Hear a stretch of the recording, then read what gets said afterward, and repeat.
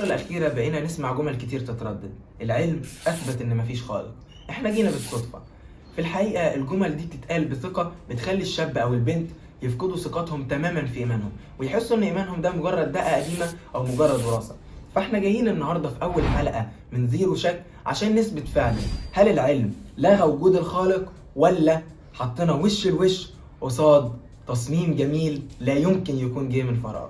في قاعدة في المنطق بتقول design implies a designer، أو التصميم يستلزم مصمما. في الحقيقة دكتور فريد صموئيل بيضرب لنا مثال عبقري جدا على الحتة دي. بيقول لو انت ماشي في صحراء ولقيت ساعة واقعة على الرمل، هل معقول تقول ان الرمل مع شوية المطر مع الهواء هما اللي كونوا التروس والعقارب دي؟ هتقولي مستحيل. طب هقول لك ليه. هتقولي اكيد في ساعات صنعها. ايوه ليه؟ لان اكيد ومستحيل كمان ان الحاجات دي كلها تكون اتكونت بالصدفه. ما بالك بقى بالكون اللي من اصغر ذره لاكبر مجره في تعقيد اكبر بملايين المرات من حته الساعه دي. والعلم الحديث بيسمي ده intelligent design او التصميم الذكي. فهل نقبل الساعه يكون وراها مصمم والكون ده كله جه بالصدفه؟ بعد ما فهمنا ان التصميم لازم يكون ليه مصمم، تعالوا نبص على اللوحه نفسها. دكتور فريد صموئيل في كتابه بيوضح وبيحط ايده تماما على لغز الفاين تيونينج او الضبط الدقيق. بيقول ان لو الارض كانت اقرب بنسبه بسيطه للشمس كان كل شيء اتحرق، ولو ابعد بنسبه بسيطه كان كل شيء اتجمد. كوكبنا محمي بغلاف جوي فيه نسبه الاكسجين 21%. النسبه دي لو زادت ل 25% الغابات كانت هتتحرق لوحدها، وكان هيبقى فيه احتباس حراري عالي جدا. ولو النسبه دي قلت ل 15% ما كانش حد عرف يتنفس، سواء بشر او حيوان او نبات. والعالم الفيزيائي الشهير فريد هويل بيقول ان المنطق بيقول ان لازم يكون فيه سوبر انتلكت او عقل فائق ورا كل ده، هو اللي صمم الفيزياء والكيمياء والبيولوجي. تعالوا بقى نبص على الاعجاز اللي جوه جسمنا. دكتور فريد صموئيل بيسأل سؤال في كتابه وبيقول هل العين البشرية ممكن تكون جت صدفة؟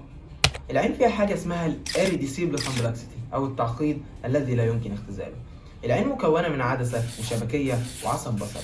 لو شلت جزء من الأجزاء دي أنت مش هتشوف نص، أنت مش هتشوف أساسا. عشان كده لازم العين تكون وجدت بتصميم كامل في نفس اللحظة عشان تؤدي وظيفتها. حتى داروين بنفسه قال إن نشوء العين بالصدفة هو أمر سخيف لأقصى درجة، مع إنه كان بيؤمن بده ومعترف بيه. البرهان الرابع اللي بيذكره دكتور فريد صموئيل في كتابه وبيذكر إنه بصمة الخالق وبيأكد على ده، وهو الوعي والضمير الأخلاقي.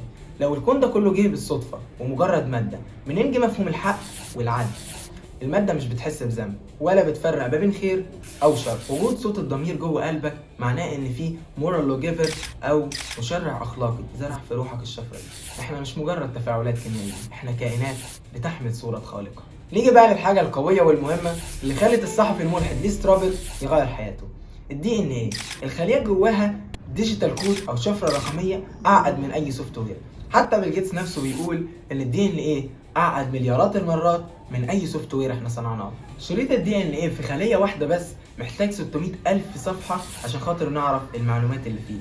لي سترابل بيقول ان المعلومات لا تأتي الا من ذكاء. زي ما اي كلمة ممكن تلاقيها مكتوبة على الرمل او مكتوبة في ورقة في حد كتبها، فبرضه الدي ان ايه هو توقيع الله جوه كل واحد فينا.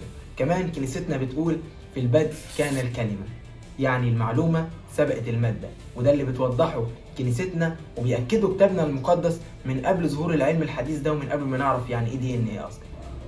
طيب طالما كل حاجة ليها خالق، يبقى مين خلق ربنا؟ السؤال ده غلط منطقيا. زي بالظبط لما اجي اقول لك الراجل العازب ده زوجته اسمها ايه؟ هتقول لي ملوش زوجة.